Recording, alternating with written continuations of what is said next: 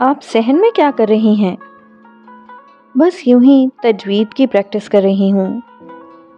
لڑکیوں کی باتیں کرنے کی آوازیں بہت قریب تو نہیں، بہت دور بھی نہیں تھیں۔ وہ چونکی اور پھر باتھ روم کی لائٹ بند کی۔ باہر کا منظر قدرے واضح ہوا۔ کھڑکی سے دیوار کا فاصلہ 2 فٹ کا تھا، مگر وہ دیوار کی منڈیر تھی اور وہ آوازیں کہیں نیچے سے نہیں، برابر سے آ رہی تھیں، بالکل برابر سے، یعنی اس باتھ روم کے برابر سامنے کا صحن تھا۔ اگر وہ یہ دیوار پھاند جائے تو؟ اس اچھوتے خیال نے ذہن میں سر اٹھایا تو اس نے جوتے اتارے اور نیچے جھانکا۔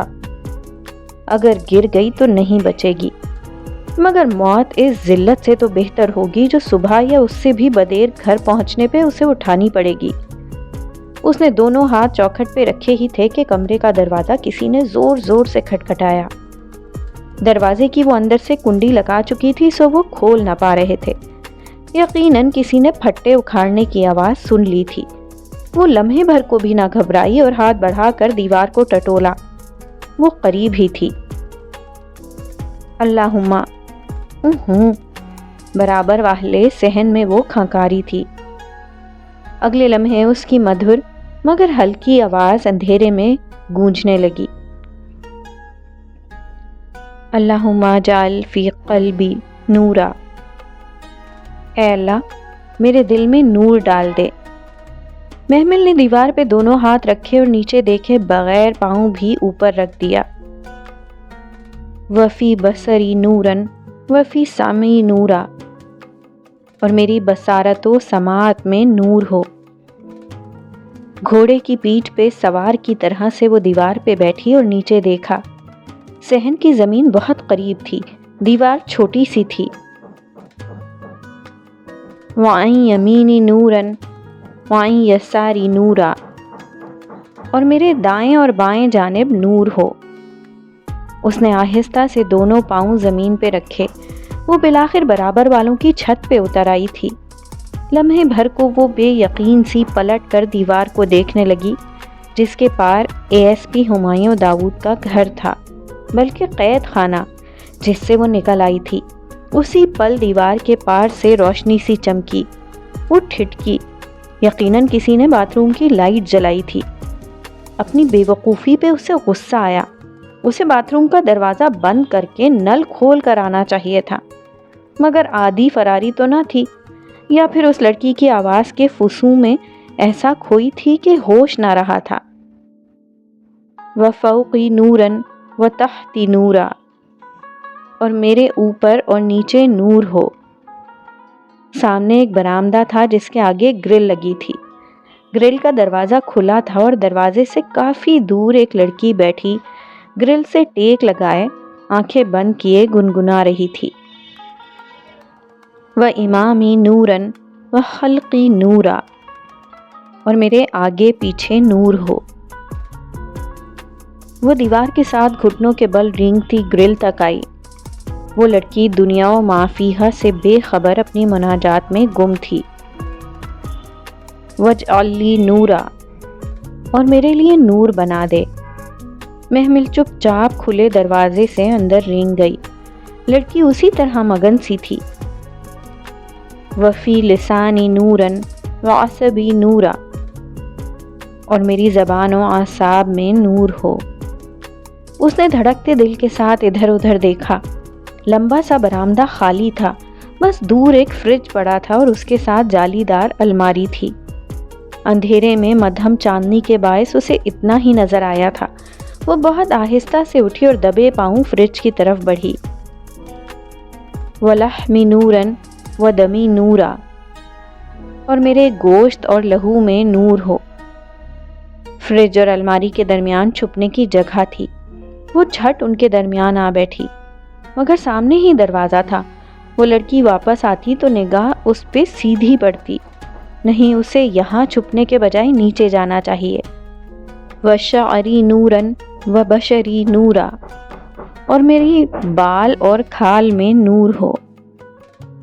اندر جانے والا دروازہ بند تھا، اگر اسے کھولتی تو آواز باہر جاتی۔ وہ پریشان سی کھڑی ہوئی۔ تبھی جالی دار الماری کے ہینڈل سے کچھ لٹکتا نظر آیا۔ اس نے جھپٹ کر وہ اتارا۔ وہ سیاہ جارجٹ کا لبادہ تھا۔ اس نے چاند کی روشنی میں آنکھیں پھاڑ پھاڑ کر دیکھنا چاہا۔ وَاجْعَلُوا فِي نَفْسِي نُورًا، اور میرے نفس میں نور ہو۔ باہر وہ بے خبر سی ابھی تک دعا پڑھ رہی تھی۔ اس نے لبادہ کھولا، وہ سیاہ عبایا تھا اور ساتھ ایک گرے سکارف۔ محمل نے پھر کچھ بھی نہیں سوچا اور عبایا پہننے لگی۔ تبھی اسے احساس ہوا کہ وہ مردانہ کرتا شلوار میں کھڑی ہے اور ننگے پاؤں ہے۔ وہ عبایا بھی اسے غنیمت لگا تھا۔ وَعَازِمُوا لِي نُورًا، اور میرے لیے نور بڑھا دے۔ اسکارف کو اس نے بمشکل چہرے کے گرد لپیٹا۔ عادت نہ تھی تو مشکل لگ رہا تھا۔ اب اسے کسی طرح نیچے جا کر سڑک تک پہنچنا تھا۔ آگے اپنے گھر کا راستہ تو آنکھیں بند کر کے بھی آتا تھا۔ اللہم آتنی نورا، اے اللہ مجھے نور عطا کر۔ وہ اسی ترنم سے پڑھ رہی تھی۔ محمل تیزی سے عبایا کے بٹن بند کر کے اسکارف پہ ہاتھ پھیر کر درست کر رہی تھی کہ ایک دم اسے بہت خاموشی لگی۔ باہر صحن بہت چپ سا ہو گیا تھا۔ شاید اس لڑکی کی دعا ختم ہو گئی تھی۔ اس نے قدرے گھبراہٹ، قدرے جلد بازی میں تیزی سے دروازہ کھولنا چاہا۔ اسی پل اس لڑکی نے پیچھے گرل کی چوکھٹ پہ قدم رکھا۔ السلام علیکم، کون؟ چوکنی سی آواز اس کے عقب میں ابھری تو اس کے بڑھتے قدم رک گئے۔ دروازے پہ ہاتھ رکھے رکھے وہ گہری سانس لے کر پلٹی۔ وہ سامنے شلوار قمیض میں ملبوس، سر پہ دوپٹہ لپیٹے، ہاتھ میں کتاب پکڑے الجھی نگاہوں سے اسے دیکھ رہی تھی۔ محمل کا دل زور سے دھڑکا۔ وہ رنگے ہاتھوں پکڑی گئی تھی۔ جانے اب کیا ہوگا۔ وہ میں آپ کی آواز سن کر آئی تھی، بہت اچھی تلاوت کرتی ہیں آپ۔ تلاوت نہیں، وہ دعائے نور تھی۔ میری آواز نیچے تک آ رہی تھی کیا؟ لڑکی کا انداز سادہ مگر محتاط تھا۔ محمل کا دماغ تیزی سے کام کر رہا تھا۔ اسے کسی طرح اس لڑکی کو باتوں میں الجھا کر وہاں سے نکلنا تھا۔ ایک دفعہ وہ سڑک تک پہنچ جائے تو آگے گھر کے تمام راستے اسے آتے تھے۔ خوبصورت آواز ہر جگہ پہنچ جاتی ہے۔ میں تلاوت سمجھ کر آئی تھی، مجھے نہ معلوم تھا کہ آپ دعا مانگ رہی ہیں۔ آپ نے بتایا نہیں آپ کا نام؟ شائستگی سے کہتی وہ لڑکی 2 قدم آگے آئی تو گرل سے چھن کر آتی چاندنی میں اس کا چہرہ واضح ہوا۔ چکنی سفید رنگت، بے حد گلابی ہونٹ اور بادامی آنکھیں جن کی رنگت سنہرے پکھراج کی سی تھی۔ گولڈن کرسٹل، یہ لفظ محمل کے ذہن میں آیا تھا اور اسے دیکھتے ہی وہ لمحے بھر کو چونکی تھی۔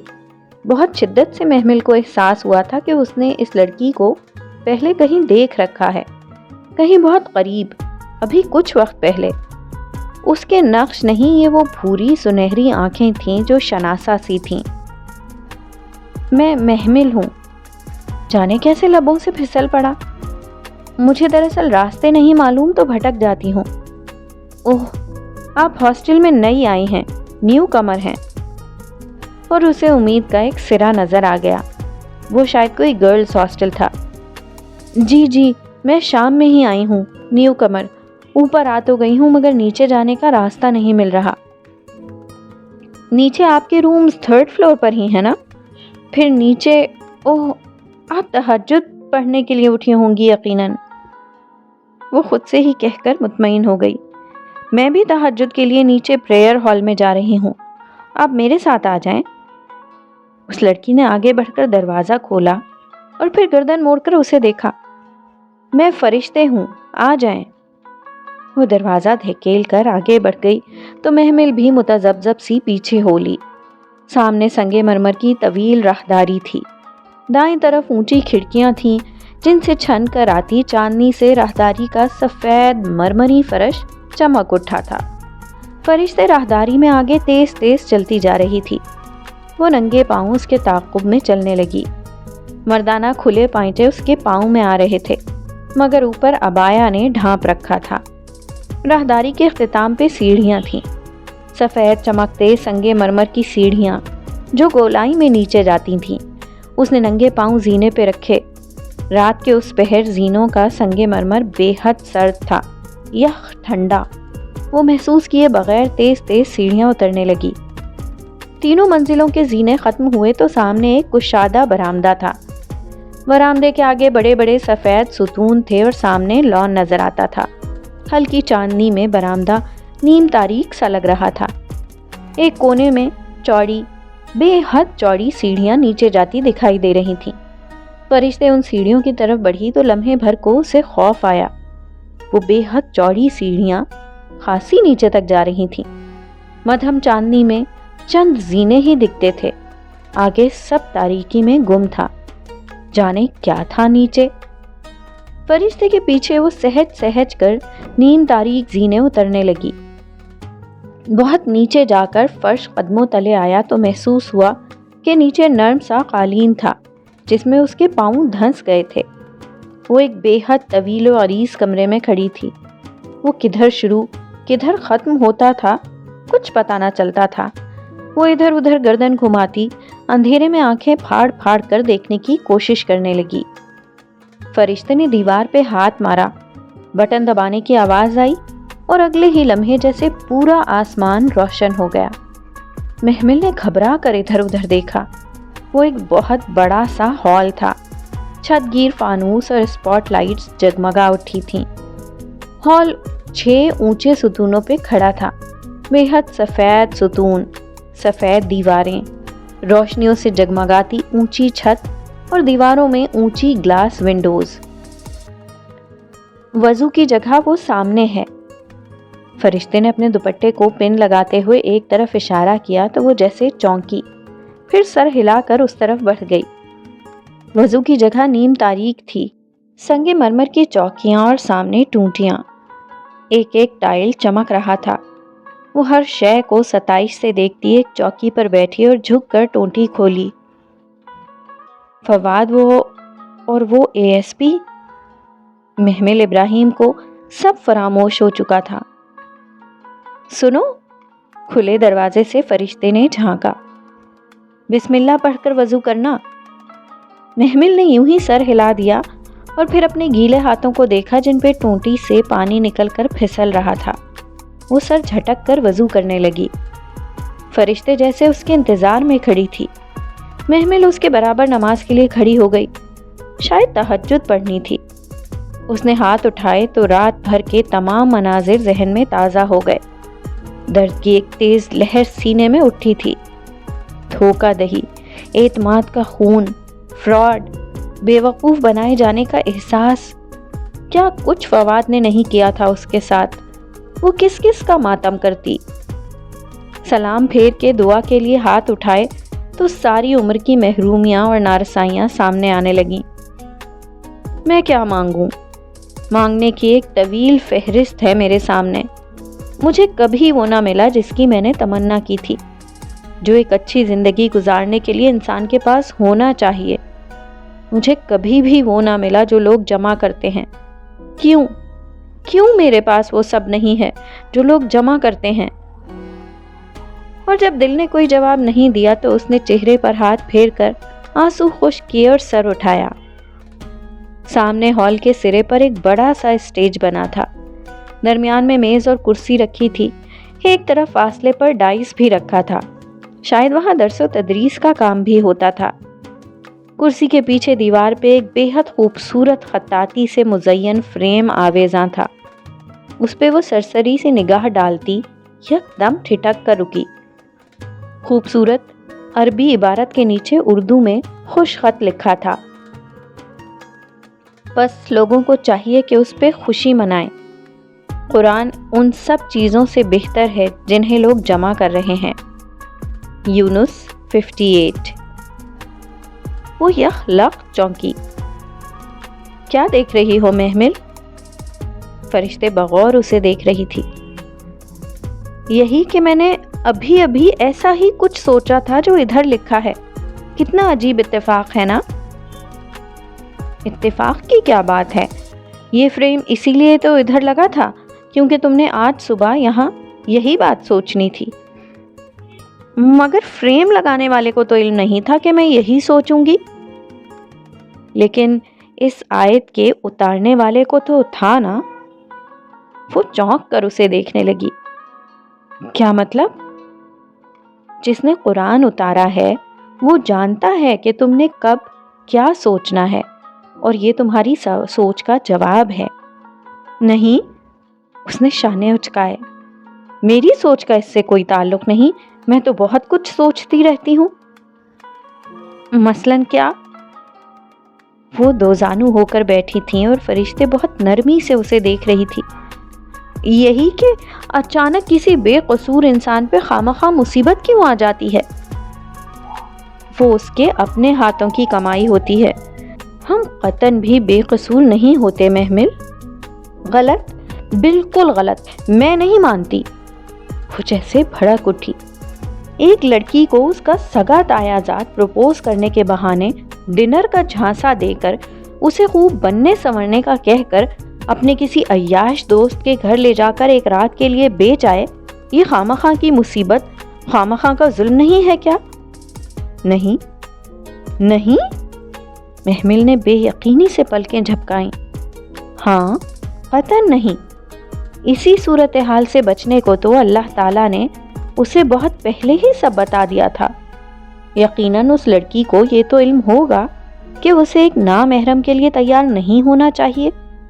کزن بھی تو نامحرم ہے، اور اسے یہ بھی پتا ہوگا کہ اسے اپنا جسم اور چہرہ اس طرح ڈھکنا چاہیے کہ کسی نامحرم، بالفرض اس کے کزن کو، کبھی علم ہی نہ ہو سکے کہ وہ اتنی خوبصورت ہے کہ وہ اسے بیچنے کا سوچے۔ اب بتاؤ، یہ ظلم ہے یا اس کے ہاتھوں کی کمائی؟ وہ دھواں دھواں ہوتے چہرے کے ساتھ بنا پلک جھپکے فرشتے کو دیکھ رہی تھی، جو سر جھکائے دو زانو بیٹھی آہستگی اور نرمی سے کہہ رہی تھی، اور یقیناً اپنے کزن کے دھوکے میں آنے سے قبل کسی نے اللہ کے حکم سے اسے خبردار ضرور کیا ہوگا، اس کے ضمیر نے یا شاید کسی انسان نے، مگر اس نے پھر بھی نہیں سنا، اور اس کے باوجود اللہ تعالیٰ اسے عزت اور حفاظت سے رکھے تو یہ تو اللہ کا بہت بڑا احسان ہے، out of the way favour ہے۔ ہم اتنے بے قصور نہیں ہیں محمل جتنا ہم خود کو سمجھتے ہیں۔ وہ کہے جا رہی تھی اور اس کے ذہن میں دھماکے ہو رہے تھے۔ چچاؤں کا قطعیت سے فواد کو محمل کے آفس میں کام کرنے سے منع کرنا، حسن کے الفاظ، اور وہ تنبیہ جو سدرا کی منگنی والے روز اس نے کی تھی۔ اس نے اپنی دائیں کلائی دیکھی، اس پہ ادھ مندمل ہوئے زخم کے نشان تھے۔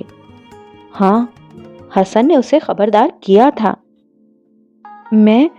فرشتے میں واقعی مجھے اپنی نادانیوں پہ کسی کو گواہ نہیں بناتے محمل۔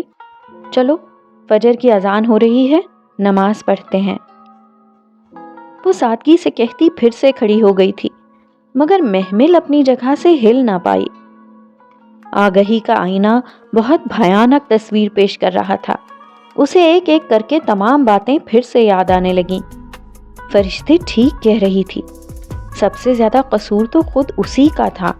وہ آخر فواد کی گاڑی میں بیٹھی ہی کیوں تھی؟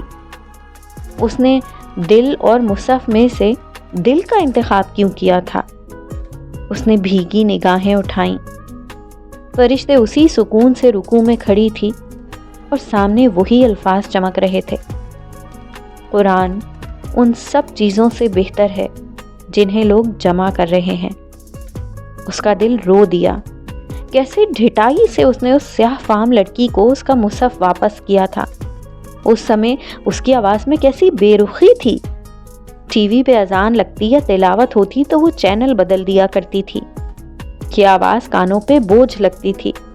سپارے پڑھنا کتنا کٹھن لگتا تھا، اور فجر تو سوائے پیپرز کے اس نے کبھی پڑھی ہی نہ تھی۔ اب وہی فجر پڑھنے کے لیے وہ فرشتے کے برابر کھڑی تھی۔ میرے اللہ تعالیٰ مجھے گھر واپس پہنچا دے۔ وہ پھر سے رو دینے کو تھی۔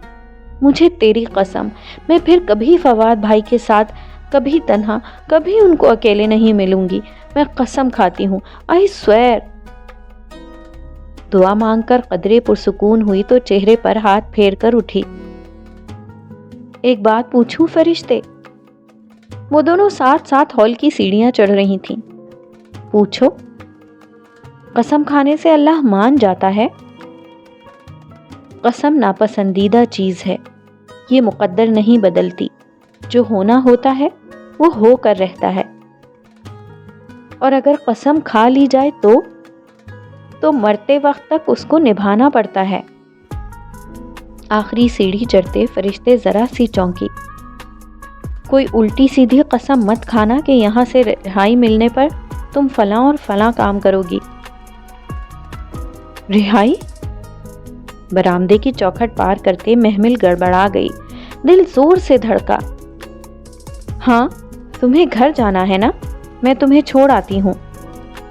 وہ ساکت سی اسے دیکھے جا رہی تھی۔ رک کیوں گئیں؟ آؤ نا۔ آپ کو کیسے پتا چلا؟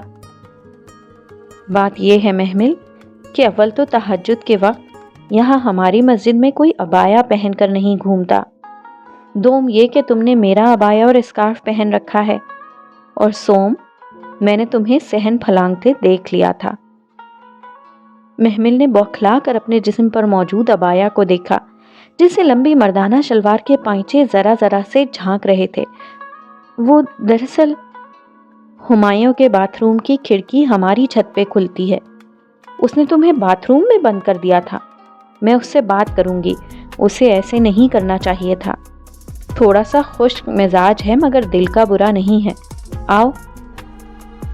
پھر اس کی شاکڈ شکل دیکھ کر وضاحت کی، ہمایوں میرا فرسٹ کزن ہے، وہ برا آدمی نہیں ہے، آؤ۔ اسی پل گیٹ کسی نے زور سے بجایا، ساتھ ہی بیل بھی دی۔ فرشتے نے گہری سانس لی۔ آؤ لڑکی، اور اس کا ہاتھ پکڑ کر گیٹ تک لائی، پھر ہاتھ چھوڑ کر دروازہ کھولا۔ فرشتے ادھر، وہ باہر سے ایک مردانہ آواز سنائی دی۔ السلام علیکم۔ اور یہ کیا غلط حرکت ہے؟ تمہیں مسئلہ اس کے کزن کے ساتھ ہے تو اس کو باتھ روم میں کیوں بند کیا تھا؟ بالکل ٹھیک کیا تھا، ہے کدھر وہ جواباً بگڑ کر بولا تھا۔ محمل سہم کر قدرے اوٹ میں ہو گئی، یہ تو وہی تھا، وہ اس کی آواز پہچانتی تھی۔ وہ میرے ساتھ ہے، مگر تمہیں اس سے عزت سے پیش آنا چاہیے تھا۔ فرشتے کے لہجے میں دبی دبی سختی تھی۔ جو بھی ہے تم اسے نہیں ہمایوں، تم اس کو مجرم کی طرح ٹریٹ مت کرو، اس کا کیا قصور ہے؟ وہ تو اپنے بھائیوں جیسے کزن پہ ٹرسٹ کر کے معصومیت میں چلی آئی تھی۔ وہ حق و دق سنے جا رہی تھی۔ ابھی تو فرشتے کو بالواسطہ سب کتھا سنا آئی تھی، اور تب فرشتے فواد کو نامحرم کہہ رہی تھی، اور اب ہمایوں کے سامنے اس کی نادانیوں پر کیسے پردہ ڈال گئی تھی۔ اس کا قصور یہ ہے کہ وہ فواد کریم کی کزن ہے، اسے لے کر آؤ۔ اب کے ہمایوں داؤد کا لہجہ متوازن تھا۔ فرشتے اسے راستہ دینے کے لیے چوکھٹ پار کر کے باہر چلی گئی تو وہ دھڑکتے دل سے گیٹ کی اوٹ سے نکلی۔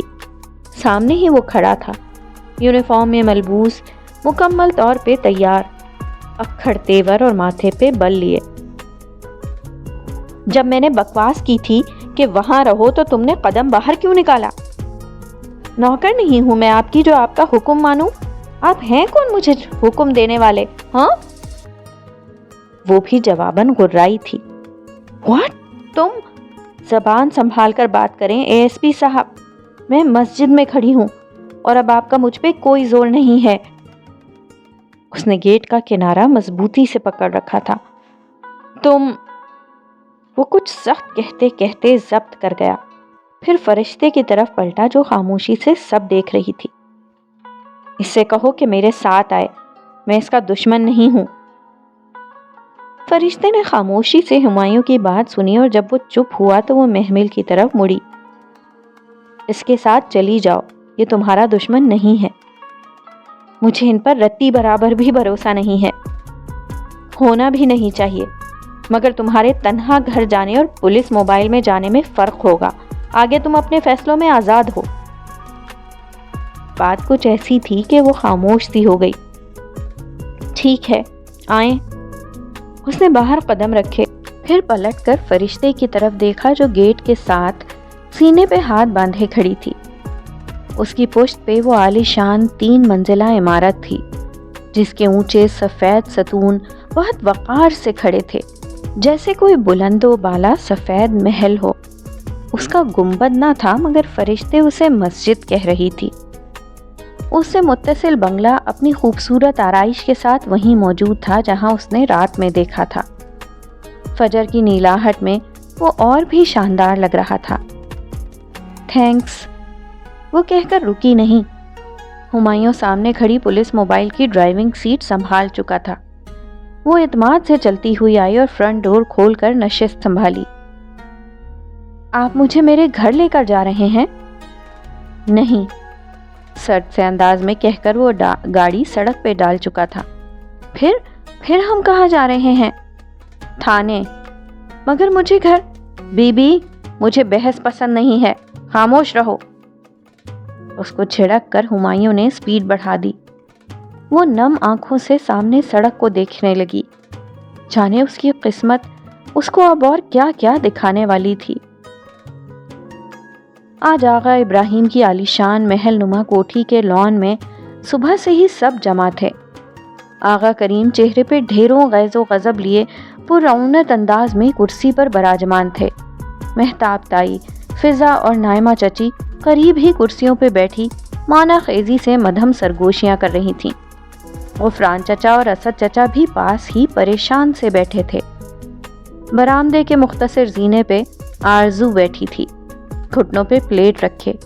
وہ اپنی ازلی بے نیازی سے ٹوسٹ پہ جیم لگا رہی تھی۔ اس کے پیچھے برآمدے میں بچھی کرسیوں پر باقی لڑکیاں بیٹھی خسر پھسر کر رہی تھیں۔ حسن مسترب تا گھاس پہ ٹہل رہا تھا، بار بار اپنے سیل فون پہ کوئی نمبر پریس کرتا۔ وہ جھنجھلا سا رہا تھا۔ وسیم اپنے کمرے میں تھا اور فواد آغا جان کے برابر کرسی ڈالے اخبار پھیلائے سرسری سا مطالعہ کر رہا تھا۔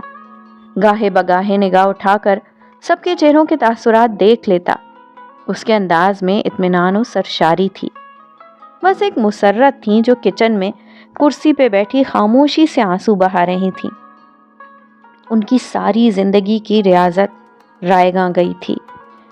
محمل کل اکیڈمی جانے کا کہہ کر باہر نکلی تھی اور جب شام تک اس کی واپسی نہ ہوئی تو اس کا دل بیٹھنے لگا تھا۔ کتنے نفل پڑھ ڈالے، کتنی دعائیں کر لی مگر وہ واپس نہ آئی۔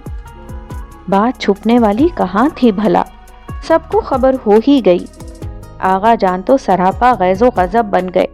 تھانے جانے کی بات کی تو فواد نے ہی انہیں سمجھایا کہ گھر کی عزت داؤ پہ لگانے کا فائدہ، تھوڑی دیر مزید انتظار کر لیتے ہیں۔ حسن اور اسد چچا ساری رات اسے اسپتالوں، مردہ خانوں اور سڑکوں پہ تلاشتے رہے تھے، مگر جب 3 بجے کے قریب وہ ناکام لوٹے تو گھر میں گویا صفے ماتم بچھ گئی۔ عورتوں کی مانا خیز نگاہیں، مردوں کے ملامت بھرے فقرے مسرت کو اپنی روح میں گڑتے ہوئے محسوس ہو رہے تھے۔ وہ اسی وقت سے روئے چلی جا رہی تھیں۔ کوئی صفائی، کوئی دہائی نہیں، بس آنکھوں میں آنسو اور لبوں پہ ایک ہی دعا کہ محمل کی لاش کسی اسپتال، کسی نہر یا نالے سے مل جائے، مگر وہ نہ ہو جو ان کی ساری ریاضت ضائع کر دے۔ بھاگ گئی کسی کے ساتھ، ارے میں تو پہلے ہی کہتی تھی۔ صبح کا سورج طلوع ہونے لگا تھا جب تائی مہتاب کی آواز کچن میں سنائی دی۔ شک تو مجھے بھی یہی ہے۔ نائمہ چچی نے بلند سی سرگوشی کی۔ وہ سب رات سے جاگ رہی تھیں، البتہ حسن کے علاوہ دوسرے لڑکے لڑکیاں بھرپور نیند لے کر ابھی بیدار ہوئے تھے۔ بس، آقا جان یک دم دہاڑے۔ اندر کچن میں روتی مسرت نے دہل کر بھیگا چہرہ اٹھایا۔ سب نے چونک کر آغا جان کو دیکھا جن کا سرخ و سفید چہرہ غصے سے تمتما رہا تھا۔ اب اگر وہ زندہ اس دہلیز پر آئی تو میں اسے یہیں دفن کر دوں گا، سن لیا سب نے؟ ارے ایسی بیٹیوں کا تو پیدا ہوتے ہی گلا گھونٹ دینا چاہیے۔ ابراہیم اس کو بھی ساتھ لے مرتا، ہماری عزت داغدار کرنے کے لیے چھوڑ دیا تھا۔ توبہ توبہ، ضرور کسی کے ساتھ چکر تھا، قرآن اٹھا کر چھت پہ جاتی تھی۔ توبہ استغفار، تاکہ ہم اس پہ شک نہ کریں، اسی لیے تو میں نے اس دن کہا تھا، مگر کوئی سنے تو۔ تائی مہتاب کو اپنا غم یاد آیا تھا۔ مسرت کا دل ڈوبتا چلا گیا۔ تم مر جاؤ محمل، خدارا مر جاؤ مگر واپس نہ آؤ۔ ان کا دل درد سے چلایا تھا۔ آج کے بعد اس کا نام کوئی اس گھر میں نہیں لے گا، اور اگر… آغا جان کی بات ادھوری رہ گئی تھی۔ کسی نے زور سے گیٹ پہ دستک دی تھی۔ سب نے چونک کر گیٹ کو دیکھا، یہاں تک کہ برآمدے کی سیڑھیوں پر بیٹھی تو اس کھاتی آرزو نے بھی سر اٹھایا تھا۔ مسرت دھڑکتے دل کے ساتھ کھڑکی میں آن کھڑی ہوئی۔ صبح کے 7 بجے پہلے تو کبھی اس طرح دستک نہ ہوئی تھی۔ حسن دروازہ کھولو، اسد چچا نے کہا تو حسن نے آگے بڑھ کر گیٹ کے چھوٹے دروازے کے ہینڈل کا ہک کھولا اور پیچھے ہوا۔ دروازہ کھلتا چلا گیا۔ ایک مرمری سفید ہاتھ دروازے پہ دھرا اور پھر چوکھٹ پر اندر آتے سفید ننگے پاؤں دکھائی دیے۔ آغا جان بے چینی سے اٹھ کھڑے ہوئے، باقی سب بھی ساتھ ہی اٹھے۔ سب کی نظریں گیٹ پہ جمی تھیں جہاں چھوٹے دروازے کو کھول کر وہ اندر داخل ہو رہی تھی۔ سیاہ پاؤں تک آتا عبایا اور چہرے کے گرد سختی سے لپیٹا سرمئی سکارف، ننگے پاؤں سر جھکائے محمل ابراہیم نے اندر قدم رکھا۔ حسن اس سے کہو یہاں سے دفع ہو جائے ورنہ میں اس کا خون کر دوں گا۔ آقا جان زور سے دہاڑے تھے۔ ابھی اور اسی وقت نکل جاؤ یہاں سے بے شرم لڑکی، ورنہ… آپ کے باپ کا گھر ہے جو نکل جاؤں؟ وہ جو گردن جھکائے اندر قدم رکھ رہی تھی ایک دم سر اٹھا کر اتنی بے خوفی سے غرائی کہ لمحے بھر کو سب بھونچکا رہ گئے۔ تائی مہتاب نے تو ششتر سا ہو کر منہ پر ہاتھ رکھ لیا۔ حسن الجھ کر محمل کو دیکھ رہا تھا اور فواد اپنی جگہ ساکت رہ گیا تھا۔ وہ اب پلٹ کر گیٹ کھول رہی تھی۔ دوسرے ہی لمحے زن سے 2 پولیس موبائلز آگے پیچھے ڈرائیو وے پر اندر آئیں۔ کھٹا کھٹ دروازے کھلے اور سپاہی اتر کر تیزی سے ارد گرد پھیلتے چلے گئے۔ پورے گھر کی تلاشی لو، بلند حکمیہ کہتا وہ ڈرائیونگ سیٹ کا دروازہ کھول کر نیچے اترا۔ یونیفارم میں ملبوس، چہرے پہ مدھم فاتحانہ مسکراہٹ لیے وہ گھاس پہ کھڑے ان پتھر ہوئے لوگوں کے قریب آیا۔ یہ سب اتنا اچانک اور غیر متوقع تھا کہ کوئی اپنی جگہ سے نہ ہل سکا۔ فواد کو ہی سب سے پہلے ہوش آیا۔ اس کے ہاتھ میں ہتھکڑی لگائی جا رہی تھی۔ کیا بکواس ہے؟ اس نے غرا کر ہاتھ پیچھے کرنے چاہے۔ اس بکواس میں لکھا ہے کہ تمہاری ضمانت قبل از گرفتاری منسوخ ہو چکی ہے اور یہ کہ تمہیں فوری گرفتار کر کے عدالت میں پیش کیا جائے۔ ہمایوں داؤد نے ایک کاغذ اس کے چہرے کے سامنے لہرایا۔ مسئلہ کیا ہے آفیسر؟ کیا کیا ہے میرے بیٹے نے؟ آغا صاحب، آپ کے بیٹے نے اپنی کزن… ہمایوں نے ایک نگاہ محمل پہ ڈالی جو گیٹ کے ساتھ سینے پہ ہاتھ باندھے کھڑی نفرت بھری نظروں سے فواد کو دیکھ رہی تھی۔ محمل ابراہیم کو اپنی ایک پھنسی ہوئی فائل نکلوانے کے عوض 1 رات کے لیے بیچا اور ابھی ناشتہ کرتے ہوئے وہ غالباً اسی فائل کے اپروو ہونے کا انتظار کر رہے تھے۔ آپ کو غلط فہمی ہوئی ہے سر۔ میرا بیٹا… آپ کا بیٹا شمالی علاقہ جات کی لڑکیوں کے اغوا اور خرید و فروخت میں ملوث ہے، یہ آپ بھی جانتے ہیں اور ہم بھی۔ اس دفعہ انہوں نے چالاکی کی اور اپنی کزن کا سودا کر کے اسے دھوکے سے متعلقہ پارٹی کے پاس بھیجا۔ البتہ آپ کی بھتیجی پولیس کی حفاظت میں ہی رہی کیونکہ وہ سب پولیس کے پلان کے تحت تھا۔ آغا فواد گینگ کو منظر عام پر نہ لانے کے لیے چال تو اچھی چلی مگر ہر چال کامیاب نہیں ہوتی۔ محمل کا ASP سے چکر تھا۔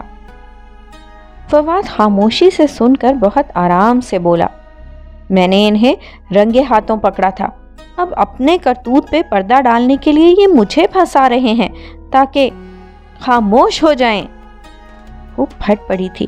ایک لفظ بھی آپ نے میرے متعلق کہا تو میں آپ کا منہ نوچ لوں گی۔ آپ نے میرے ساتھ کیا کیا آپ کو اندازہ ہے؟ ارے یہ کیا چپ رہے، میں بتاتی ہوں۔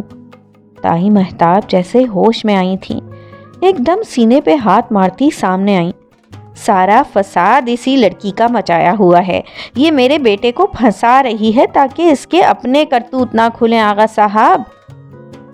انہوں نے تائید طلب نظروں سے آغا جان کو دیکھا اور ادھر ادھر گردن گھمائی. سب خاموش کھڑے تھے. کسی نے ہاں یا نہ نہیں کی.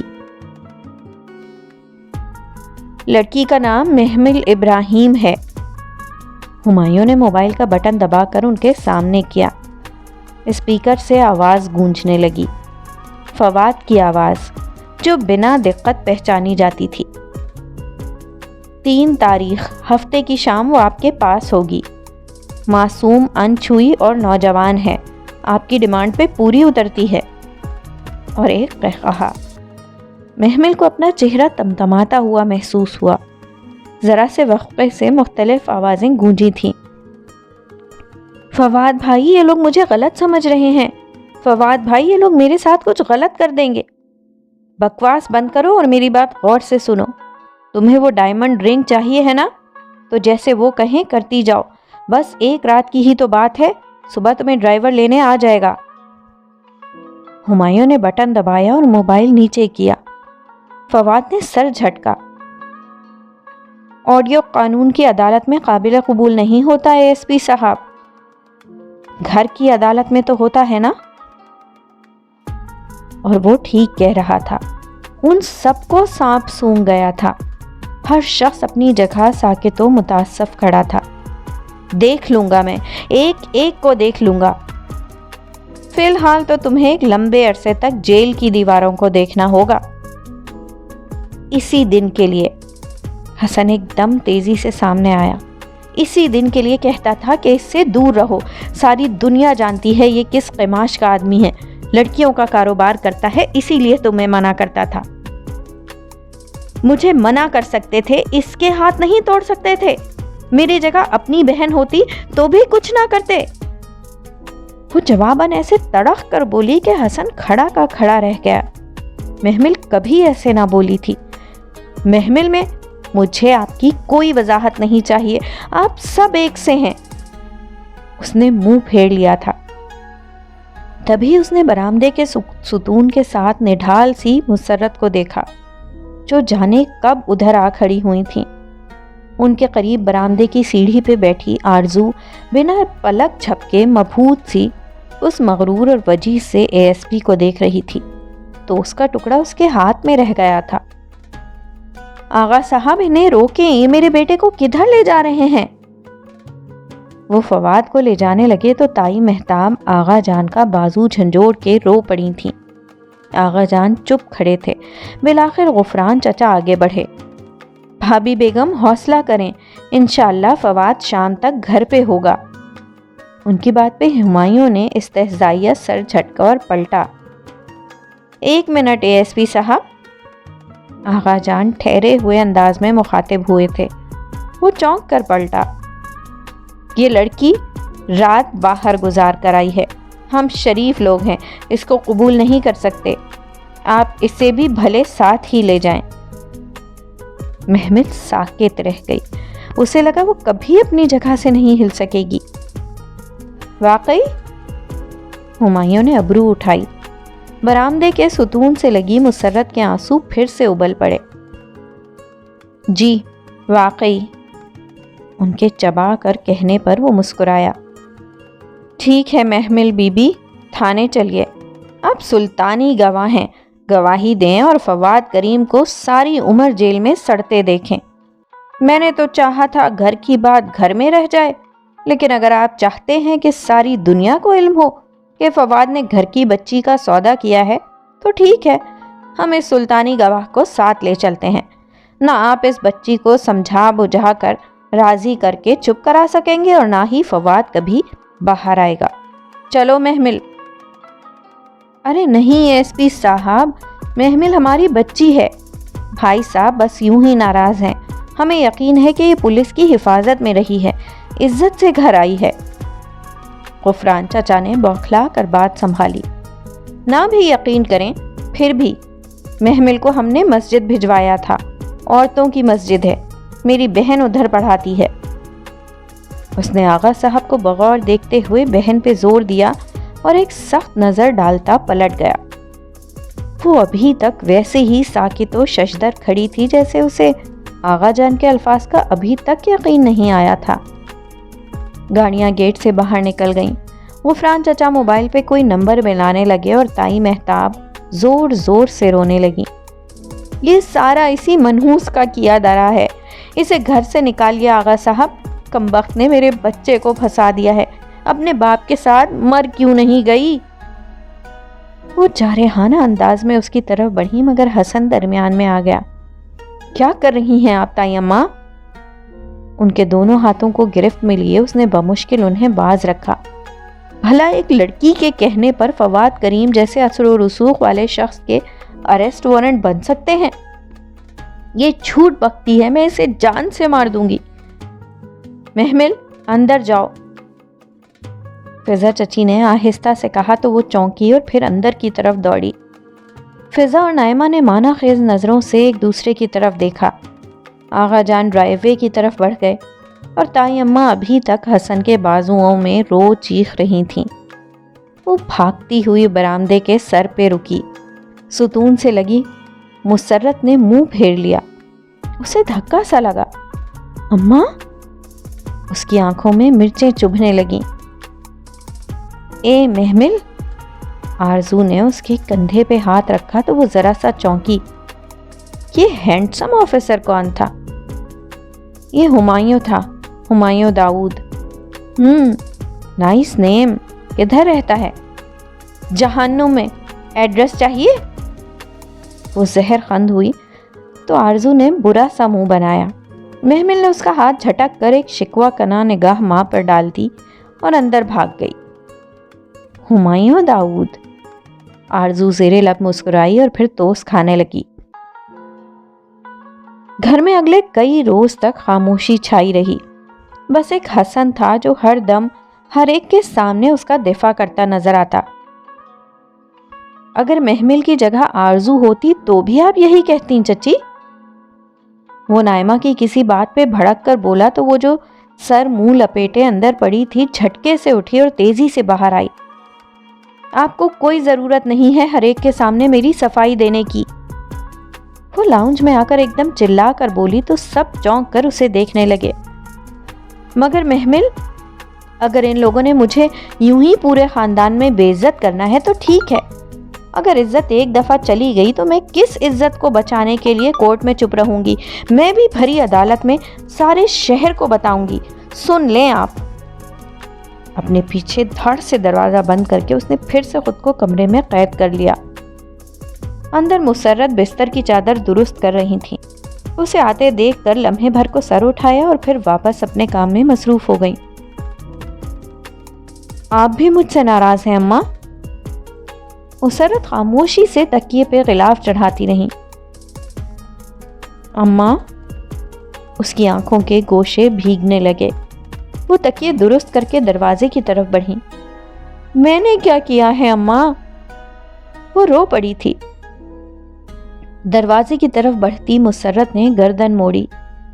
تم نے اچھا نہیں کیا محمل۔ بہت دنوں بعد وہ اس سے بولی تھی۔ اماں، وہ تڑپ کر ان کے قریب آئی۔ فواد بھائی نے مجھے فنکشن کا کہہ کر، مجھے پتا ہے مگر یقین نہیں ہے۔ پھر بات کیوں نہیں کرتی مجھ سے؟ میں برسوں ان کی خدمت کرتی رہی کہ شاید کبھی یہ ہمیں کچھ عزت دیں، مگر میری بیٹی انہی کے بیٹے سے پکڑوا کر اس کے خلاف کورٹ کچہری میں گواہی دیتی پھرے۔ پہلے زندگی کم مشکل تھی محمل، جو تم نے مزید مشکل بنا دی ہے۔ وہ تھکی تھکی سی پلٹ گئیں۔ وہ نم آنکھوں سے انہیں جاتے دیکھتی رہی۔ ایک غلط قدم اسے یہاں لا پہنچائے گا، اس نے کبھی نہ سوچا تھا۔ پھر کتنے ہی دن وہ ماتم کرتی رہی۔ اس کے پاس رونے کو بہت کچھ تھا۔ پھر کئی دنوں بعد اسے اس عبایا، اسکارف اور مردانہ شلوار قمیص کا خیال آیا تو دونوں کو الگ الگ شاپرز میں ڈال کر فرشتے کو واپس کرنے نکلی۔ کوئی ضرورت نہیں ہے ہمایوں داؤد کے منہ لگنے کی، فرشتے کو دے آؤں گی، وہی آگے پہنچا دے گی۔ اس نے سوچا تھا बस स्टॉप का बेंच अब वीरान होता था। वो स्याह फाम लड़की मुड़कर कभी वापस ना आई थी। जाने कौन थी, कहाँ चली गई, वो अक्सर सोचती रह जाती। बस से उतरकर उसने सड़क पर खड़े गर्दन ऊंची करके देखा। वो दोनों इमारतें साथ साथ थीं। हुमायूं दाऊद का बंगला सब्ज बेलों से ढका था और साथ मौजूद ऊंचे सुतूनों वाली सफ़ेद इमारत कोई इंस्टीट्यूट था शायद। कोई ज़रूरत नहीं है उस फजूल इंसान का दरवाज़ा खटखटाने की, मैं मस्जिद में ही चली जाती हूँ। वो मस्जिद के स्याह गेट के सामने आई। गेट का स्याह लोहा चमक रहा था। उसे उस चमकते लोहे में अपना अक्स दिखाई दिया। ब्लू जीन्स के ऊपर घुटनों तक आता कुर्ता, गर्दन से लिपटा दुपट्टा, ऊंची भूरी पोनीटेल बांधे, माथे पे बल डाले वो अपने मखसूस हुलिये में थी। गेट के उस तरफ एक बोर्ड लगा था जिसको वो पहले ना देख सकी थी। उस पे वाज़े लिखा था, नो मेन अलाउड, मर्दों का दाखिला ममनू है। साथ बावर्दी गार्ड बैठा था। उसने गहरी सांस लेकर अंदर कदम रखा।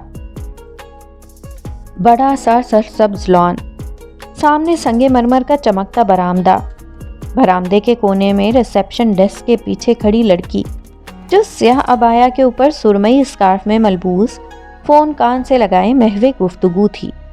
सामने से सफ़ेद शलवार कमीज में मलबूस एक लड़की चली आ रही थी। उसने उनाबी स्कार्फ ले रखा था जैसे यूनिफॉर्म हो। महमिल के करीब से गुजरते उसने मुस्कुरा कर अस्सलाम वालेकुम कहा। जी? वो चौंकी। वो लड़की मुस्कुरा कर उसके पास से गुजरकर चली गई। हैं? इसने मुझे सलाम क्यों किया? क्या ये मुझे जानती है? वो उलझ ही रही थी कि रिसेप्शनिस्ट की आवाज़ आई, अस्सलाम वालेकुम, कैन आई हेल्प यू? जी, मुझे फरिश्ते से मिलना है। वो डेस्क के करीब आई। फरिश्तेबाजी क्लास में होंगी, अंदर कॉरिडोर में राइट पे फर्स्ट डोर। अच्छा। वो इधर उधर देखती संगे मरमर के चमकते फर्श पे चलती जा रही थी। कॉरिडोर में पहले खुले दरवाजे पे वो रुकी।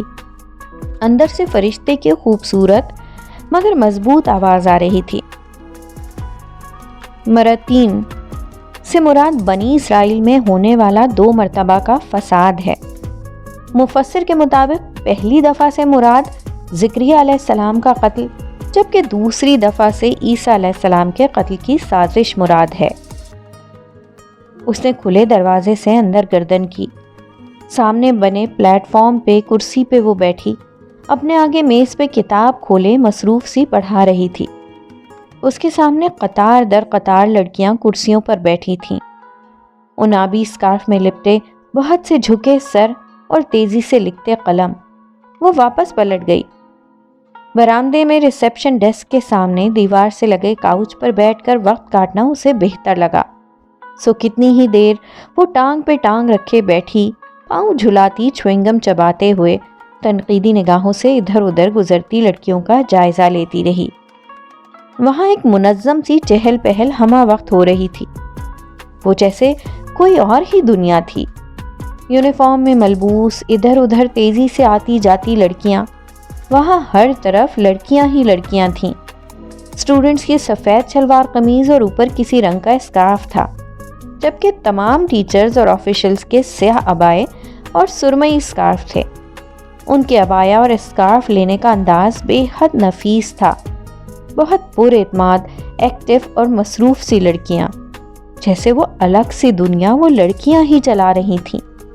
कुछ था उस मस्जिद में जो महमिल को कहीं और नजर नहीं आया था। अस्सलाम वालेकुम, अगर आप बोर हो रही हैं तो इसका मुताला कर लें। श्योर। उसने शाने उचकाकर वो रिसेप्शनिस्ट के हाथ से किताब ले ली। चंद सफ़े पलटते ही उसे बेख्तियार वो शाम याद आई जब आगा जान ने टेरेस पर उससे वो स्याह जिल्द वाला मुसहफ छीना था। वो कुरान की सादा ट्रांसलेशन थी। वो यूं ही दरमियान से खोलकर पढ़ने लगी। और उसने ही गनी किया और मालदार बनाया है, और वही है जो शेरी यानी सितारे का रब है। और बिलाशुबा उसने ही पहली कौम आद को हलाक किया और कौम समूद को भी। پھر کچھ باقی نہ چھوڑا، اور ان سے پہلے قوم لوط کو بھی۔ بلا شبہ یہ سب انتہائی ظالم و سرکش لوگ تھے، اور اسی نے پلٹا الٹی ہوئی بستیوں کو، پھر ان پہ چھا گیا جو چھانا تھا۔ تو تم اپنے رب کی کون کون سی نعمتوں پہ جھگڑو گے؟ یہ تو تنبیہ تھی، پہلی تنبیہات میں سے آنے والی قریب آ گئی۔ اللہ کے علاوہ کوئی ظاہر کرنے والا نہیں، تو کیا تم اس قرآن سے تعجب کرتے ہو اور ہنستے ہو، روتے نہیں، اور تم کھیل تماشا کر رہے ہو؟ محمل، ارے! وہ جو بالکل کھو کر پڑھتی جا رہی تھی بری طرح چونکی۔ سامنے فرشتے کھڑی تھی۔ اس نے قرآن بند کیا اور میز پر رکھ کر کھڑی ہوئی۔ السلام علیکم، کیسی ہو؟ فرشتے اس کے گلے لگ کر الگ ہوئی اور اسے شانوں سے تھام کر مسکرا کر دیکھا۔ وہ محمل سے 2 انچ لمبی تھی، شفاف سفید چہرہ سرمئی اسکارف میں مقید، اور وہ کانچ سی بھوری آنکھیں جو کسی سے بہت ملتی تھیں۔ ٹھیک، آپ کیسی ہیں؟ الحمدللہ، اتنے دنوں بعد تمہیں دیکھ رہی ہوں، گھر میں سب ٹھیک ہے؟ جی۔ اس نے نگاہیں جھکائیں اور بہت سی نمی اپنے اندر اتاری۔ چلو کوئی بات نہیں، سب ٹھیک ہو جائے گا۔ آپ کی چیزیں تھیں میرے پاس۔ اس نے شاپر اوپر کیا۔ میں سمجھی تم میرے لیے کوئی گفٹ لائی ہو۔ وہ ہنسی اور شاپر لے لیا۔ کوئی تکلف نہیں، بہت خالص سا انداز، سچا اور خالص۔ لیکن اگر تم یہ رکھنا چاہو تو۔ نہیں، میں یہ عبایا وغیرہ نہیں لیتی۔ نو پرابلم، دین بہت شکریہ۔ وہ خوش دلی سے مسکرائی تو محمل کو اچھا لگا۔ بہت مذہبی لوگ عموماً اتنے سنجیدہ اور سخت نظر آتے ہیں کہ جیسے ایک وہی نیک مومن ہو اور باقی سب گناہ گار کافر۔ اسے ایسے لوگوں سے شدید چڑ ہوتی تھی جن کے سامنے اسے لگے کہ یہ مجھے بہت گناہ گار سمجھ رہا ہے، مگر فرشتے اور اس کی مسجد کی لڑکیاں اس روایتی امیج سے بہت مختلف تھیں۔ یہ ان کا ہے۔ اسے دوسرا شاپر سامنے کیا۔ ہمایوں کا؟ جی۔ اچھا، ہمایوں کبھی شہر میں ہوتا ہے اور کبھی نہیں۔ میرا اس سے ایز سچ کوئی کانٹیکٹ نہیں رہتا، میں بھول بھی جاتی ہوں بہت۔ اگر تم یہ اس کے چوکیدار کو دے دو تو وہ پہنچا دے گا۔ فرشتے؟ انہوں نے آپ کو اپنی اور فواد بھائی کی ڈیل کے بارے میں بتایا تھا؟ ڈیل نہیں، وہ دراصل آغا فواد سے بہت تنگ تھا اور اسے اس کے گینگ کی کسی لڑکی کے ذریعے پکڑنا چاہتا تھا۔ وہ گینگ کی لڑکی توقع کر رہے تھے تو آپ کو کیسے علم ہوا کہ میں ان کی کزن ہوں؟ تم نے خود بتایا تھا جب ہم پریئر ہال میں تہجد پڑھ رہے تھے۔ اوہ، کئی دن کی الجھن سلجھ گئی۔ میں تو گینگ کی لڑکی نہیں تھی، پھر انہوں نے فواد بھائی کو کیسے اریسٹ کر لیا؟ یہ تم ہمایوں سے پوچھنا، میری تو عرصے سے اس سے بات نہیں ہوئی۔ ٹھیک، 2 بجنے کو ہیں فرشتے، میں پھر آؤں گی۔ اور وہ سوچ رہی تھی کہ اس کا ہمایوں سے زیادہ رابطہ نہیں رہتا، مگر اسے فواد کے کیس کی ہر بات معلوم تھی۔ عجیب بات تھی۔ اور میں دعا کروں گی کہ تم کبھی ہمارے ساتھ آ کر قرآن پڑھو۔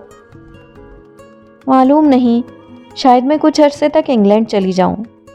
اوہ، فرشتے کے چہرے پر سایہ لہرایا۔ آپ کی مسجد میں قرآن پڑھاتے ہیں؟ ہاں، یہ دراصل ایک اسلامک اسکول ہے۔ میں چلتی ہوں۔ وہ اسے لان تک چھوڑنے آئی۔ تمہیں کبھی کسی نے اس کتاب کی طرف نہیں بلایا محمل؟ جاتے سمے اس نے پوچھا تو اس کے بڑھتے قدم رک گئے۔ یادوں کے پردے پر ایک سیاہ فام چہرہ لہرایا تھا۔ بلایا تھا، مگر میں نے دل کا انتخاب کیا اور میں خوش تھی۔ اس نے کہا تھا یہ کتاب سحر کر دیتی ہے، اور مجھے مسحور ہونے سے ڈر لگتا تھا۔ کتاب سحر نہیں کرتی، پڑھنے والا خود کو سحر زدہ محسوس کرتا ہے۔ ان دونوں میں کیا فرق ہے؟ بہت ہے۔ لفظوں کو الگ الگ پرکھنا سیکھو، ورنہ زندگی کی سمجھ نہیں آئے گی۔ فرشتے چلی گئی اور وہ شاپر اٹھائے خود کو گھسیٹتی باہر نکلی۔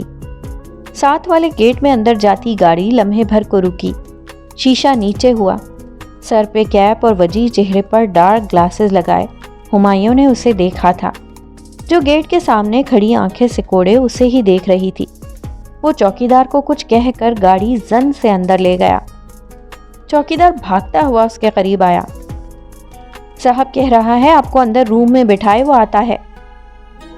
تمہارے صاحب نے سوچا بھی کیسے کہ میں ان سے ملنے آئی ہوں؟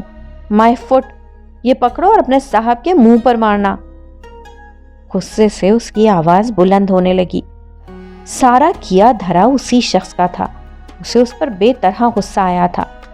اس نے شاپر اسے تھمایا۔ اسی پل وہ کیپ ہاتھ میں لیے تیزی سے چلتا ان تک آیا۔ خان گیٹ بند کر دو اور بطول سے کہو چائے پانی کا بندوبست کرے، مہمان ہیں، اور آپ پلیز اندر آ جائیں۔ شائستہ و ہموار لہجہ قطعاً مختلف لگ رہا تھا۔ مجھے اندر آنے کا کوئی شوق نہیں ہے، لیکن آغا فواد کے باہر آنے کی خبر سننے کا تو ہوگا نا؟ اور وہ متذبذب سی سوچتی رہ گئی تو ہمایوں نے مسکرا کر سر جھٹکتے راستہ چھوڑ دیا۔ دن کی روشنی میں اس کا لاؤنج اتنا ہی نفیس تھا جتنا اس رات لگا تھا۔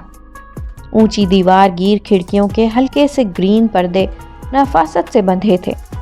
سنہری روشنی چھن کر اندر آ رہی تھی۔ کونوں میں بڑے بڑے مغلیہ طرز کے سنہری گملوں میں لگے پودے بہت تر و تازہ لگ رہے تھے۔